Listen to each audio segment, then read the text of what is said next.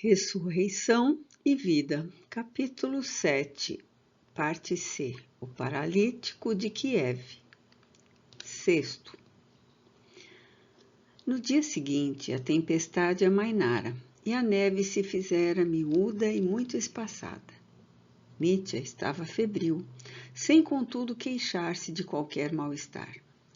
Tratava-se de excitação nervosa, advinda das fortes impressões que os doentes visitados na véspera lhe haviam causado. Desejara pôr-se a caminho muito cedo a visitar o terceiro doente, aquele Elias Peterov, que residia a umas 4 ou 5 verstas de distância, segundo afirmava Peter Fedorovitch. Mas Melania pedira para que não partisse sem o segundo almoço, e ainda mais sobre o frio da manhã. Não, senhor conde, esperemos ao menos que a neve cesse. O esforço de ontem foi grande, e a repetição hoje do mesmo poderá não ser aconselhável para a sua saúde. Mas se estou passando tão bem hoje, dormi a noite toda, nada absolutamente senti, retorquiu, como prestando satisfações, inconscientemente submisso à encantadora enfermeira, em quem continuava não prestando atenção. Almoçará mais cedo, senhor, e partirá depois. Sabes, Melania, tornou ele com tal expressão de intimidade e doçura que surpreendeu a jovem, inabituada a tais atitudes. Impressionou-me de tal forma a miséria em que vive aquele mendigo, Tito, que meditei um pouco em Deus durante a viagem de retorno, ontem, e à noite rezei com fervor, suplicando piedade para ele, como outrora minha mãe me ensinava a fazer para com os infelizes. E o mais impressionante é que ele se confessa feliz. Como um homem que é cego, completamente paralítico, miserável, consegue ser feliz? É o que não compreendo.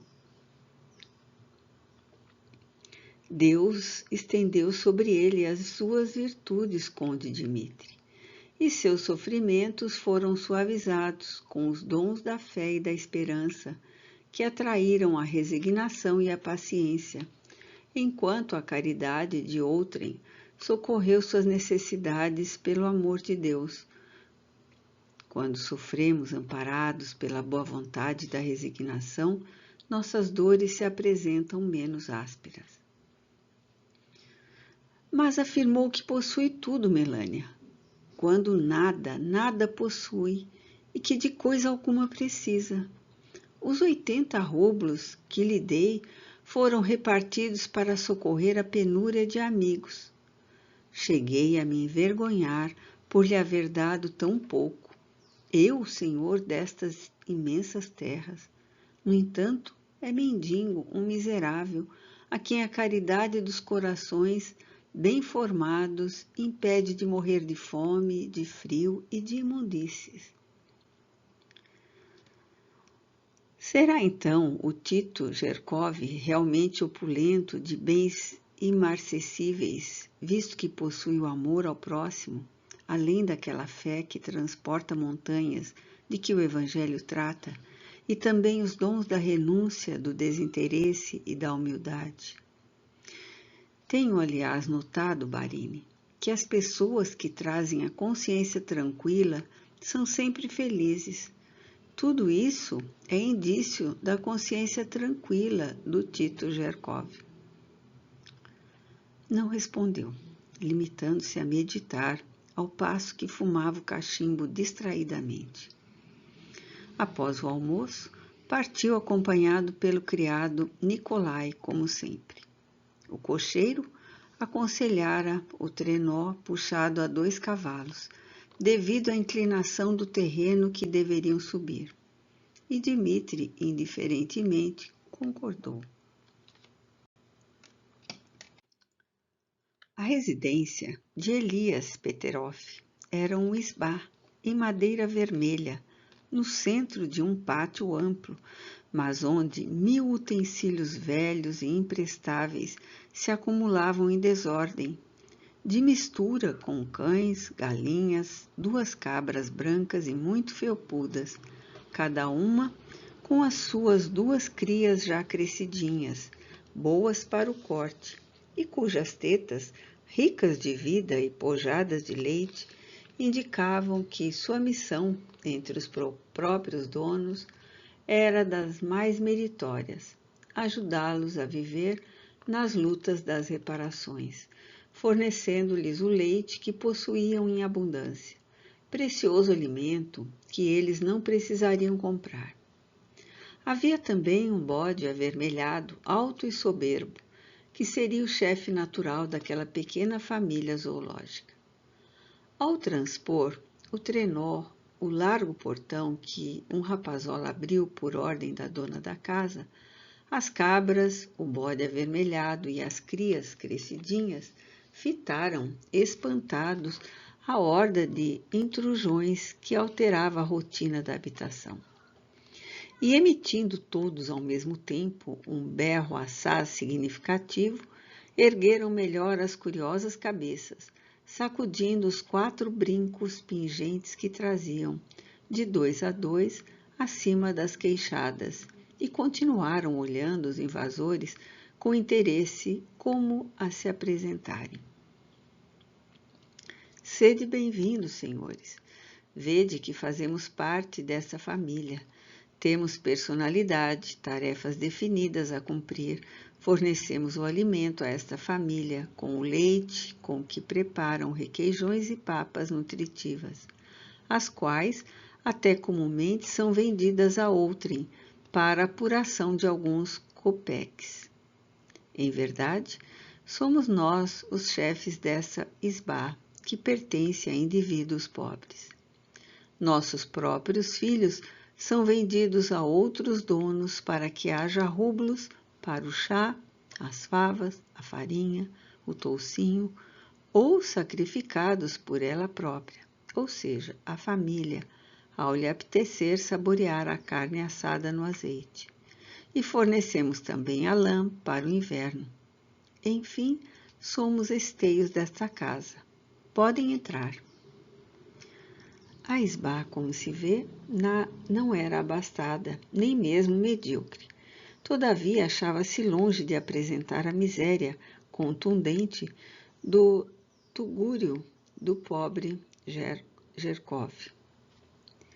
Uma mulher que poderia contar os 60 anos, mas a quem talvez os vícios ou os dissabores de uma vida trabalhosa faziam aparentar idade mais avançada, recebeu-os amavelmente, reconhecendo tratar-se de pessoas de qualidade muito admirada, ao perceber um dos visitantes carregado nos braços dos outros 2, como se fosse uma criança.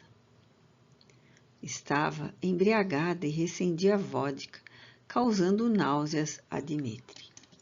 A casa compunha-se de uma sala ampla, repartida ao centro por uma arcada. Na parte dianteira havia 2 camas muito rústicas, mas com boas cobertas de lã, tecida em casa. Uma mesa nua e encebada pelo uso, alguns bancos toscos e à parede um nicho com o seu ícone. A parte traseira servia de cozinha e sala, com lareira, panelas, tábuas, galinhas empoleiradas, uma cadeira de pau, outros bancos e um estrado servindo de cama. Informaram-me de que havia aqui um enfermo grave, mãezinha, disse o conde, que não sabia muito bem tratar com pessoas daquele nível, e desejei visitá-lo. A mulher, que não conhecia Dmitri e longe estava de supor que falava ao próprio senhor daquelas terras, agradeceu meio confusa. No entanto, pressentindo nele alguém de boas posses, graças ao aspecto do trenó, dos cavalos e da qualidade dos agasalhos que o cobriam, continuou choramingando. Raramente nos visitam, Barini. e por isso fico-lhe muito grata por essa demonstração de generosidade. Somos muito pobres e, na verdade, não temos casa apropriada para receber visitas. Mas o doente está ali, é o meu filho, que noutros tempos se chamou Elias Peterov, mas ao qual uma explosão durante a fabricação do álcool deixou-o naquele estado. Já lá vai 18 anos. É um desgraçado que veio ao mundo para meu martírio. Por causa dele, tenho suportado uma vida de atribulações e miséria. Primeiro para criá-lo, segundo para fazer dele um homem, e depois, quando a verdade é que eu poderia estar empregada em casa de alguma senhora rica, ao abrigo da fome e do frio. Dmitri investigou o local, apontado por ela na parte traseira da casa, e viu a um canto, junto do fogo, sentado numa cadeira de pau sem qualquer forro de penas ou de algodão, e apenas coberto com alguns trapos de lã, tiritante de frio, o vulto de um homem de 40 anos presumíveis, o qual parecia não ouvir ou prestar atenção no que se passava em derredor. Seus olhos vagos, desmedidamente salientes das órbitas, dançavam irrequietos, revirando a íris num trabalho incansável de vai e vem, no pequeno espaço em que se agitavam, como se mesclado de azougue ou seu líquido ocular. Bons dias, Elias Peterov. Como te sentes hoje? Disse o conde, recordando o cumprimento de Peters a Tito Gerkov e observando o envergonhado que o imitava. O doente, porém, quedou-se na mesma desatenção ao que se passava. Não se voltou para o lado de onde partia a voz amável que o saudava. Nada respondeu, não agitou sequer um dedo daquelas mãos enegrecidas por manchas suspeitas e que me diriam eternamente crispadas, mortas, estendidas sobre as próprias coxas. Bons dias, Elias Peterov, repetiu desconcertado. E a dona da casa interveio, irritada, já sentada numa arca, batendo um e outro calcanhar de vez em quando nas paredes da mesma arca, numa inquietação nervosa e distraída, e esfregando um pé no outro, movida pelo mesmo nervosismo. Não responderá, paizinho. É surdo como uma porta, mudo como um peixe, cego como uma pedra e, por cima de tudo isso, paralítico.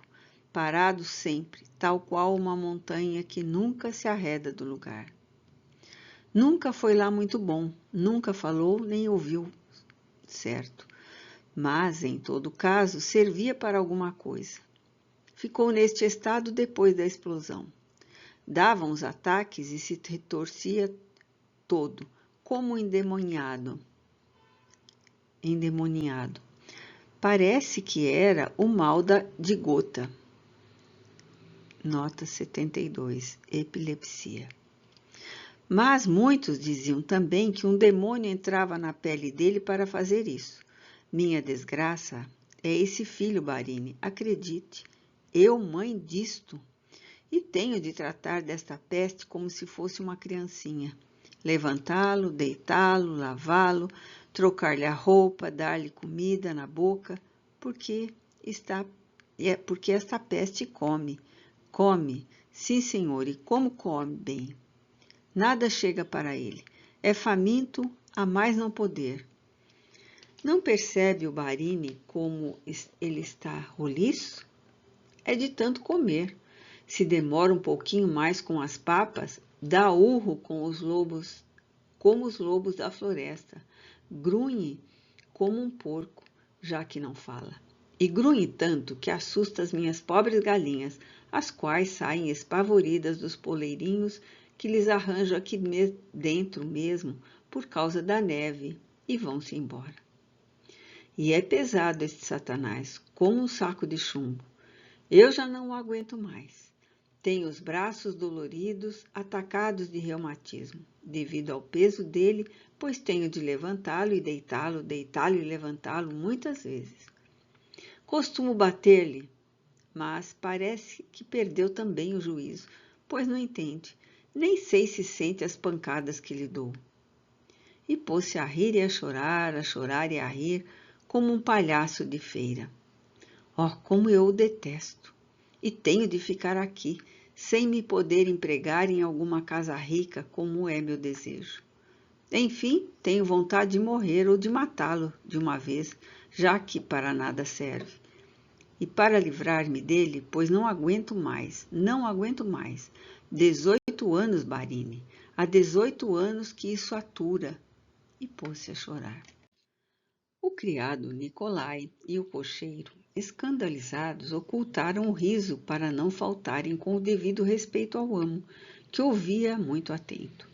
Mas Dmitri, horrorizado de assim ouvir uma mãe do seu próprio filho tão desgraçado, e muito surpreendido com mais um aspecto da vida que absolutamente desconhecia, tentou deter a torrente de blasfêmias que o contundia. Mas, minha senhora, gaguejou, fiel ao trato fino a que se habituara e que ali escapara automaticamente dos seus lábios.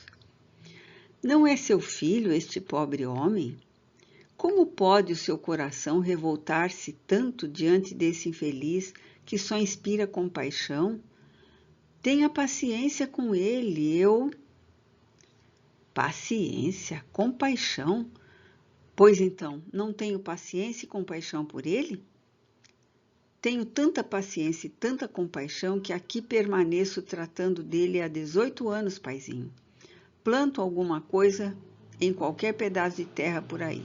Costuro, lavo roupas, carrego água, trato dos porcos alheios e vou vivendo. Os antigos companheiros dele, que ainda vivem, visitam-no pelo São Nicolau, o Natal e a Páscoa. Trazem-lhe alguma coisa que sempre serve. Ainda há gente boa nesta terra. Alguns já morreram, mas ele é que não quer morrer.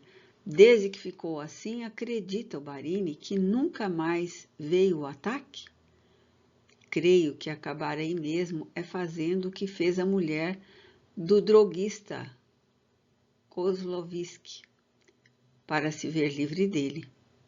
Conheceu por acaso ou ouviu falar do droguista Kozlovsky? Não conheci. Era doente também? Era e é doente há uns 20 anos. Vive encravado no corpo sem se decidir a morrer ou a ficar bom. E vive sozinho com um anão, porque ninguém mais o suporta, senão o anão.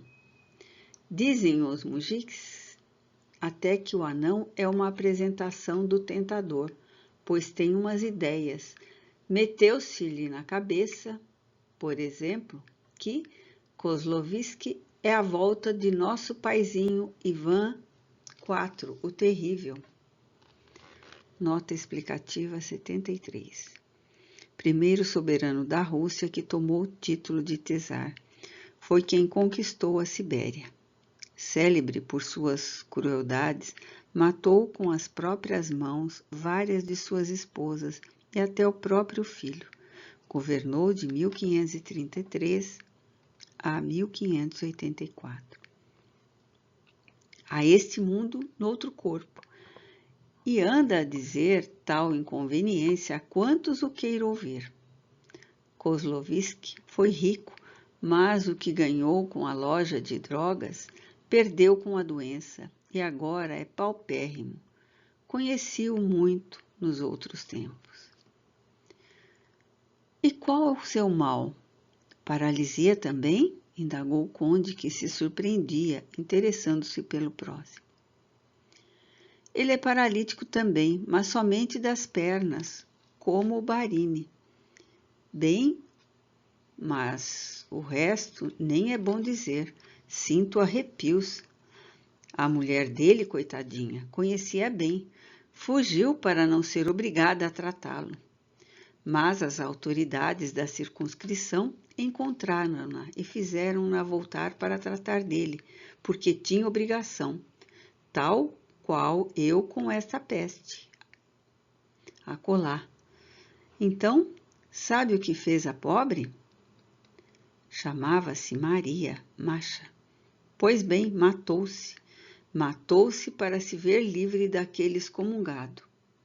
Creio que farei o mesmo. Não, não, pobre mulher, não será necessário tal violência, tornou o paralítico, no auge do assombro pelo que ouvia. Mandarei um trabalhador de minhas terras tratar deste infeliz em teu lugar. Darei pedaços destas terras a ele, pois sou o proprietário de tudo. Reerguerei esta casa e farei o que for necessário. E o mujique ficará, usufruindo tudo com a condição de zelar por este pobre Elias. E quanto a ti, poderás empregar-te como desejas em alguma casa rica. 7. Kozlovski residia no outro extremo da aldeia. Fora, com efeito, farmacêutico abastado.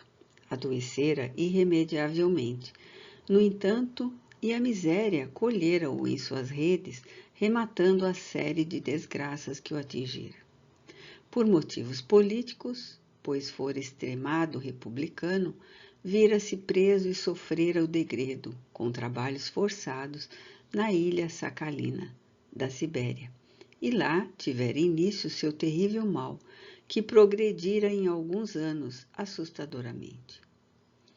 Isso mesmo contara a Dmitri, a mãe de Elias, que o acompanhara ao portão, radiante com os 200 rublos com que este a presenteara, rogando-lhe tratasse mais benevolamente o filho até que ele próprio, Dolgorukov, remediasse a situação. A casa de Kozlovski era a mesma em que residira outrora, mas encontrava-se agora em adiantado estado de ruína, tal o próprio dono. Quando o trenó parou à frente do portão, a casa situava-se em plano isolado, no centro de um pequeno terreno arborizado. Gritaram de longe alguns vizinhos aos 3 viajantes. Arredai-vos, não entreis. Se trazeis esmolas, deixai-as no portão, que o criado retirará depois. Aí reside um leproso. Leproso? Disseram leproso? Pois disseram leproso, conde Dmitri. Disseram leproso, portanto não devemos entrar. Apressou-se Nicolai a intervir, aconselhando o amo. Mas eu nunca vi um leproso, como será? Pois nem eu sei, paizinho, não conheço nenhum. Seja Deus louvado. E descobriu-se. Dolgorukov pôs-se a olhar para o portão, para o carreiro que guiava, sinuoso por entre os arbustos maltratados, ao edifício em ruínas e monologou intimamente. E suponhamos que Kozlovski fosse o conde Dmitri Stepanovich Dolgorukov e o conde Dmitri Stepanovich Dolgorukov fosse Kozlovski. Não gostaria eu, sendo Kozlovski, que o conde Dmitri me visitasse para reanimar o meu espírito com boas palavras e o testemunho da sua solidariedade e o auxílio de algumas migalhas da sua imensa fortuna? Ora, não creio que a mim, Dmitri, a lepra, nota explicativa 74.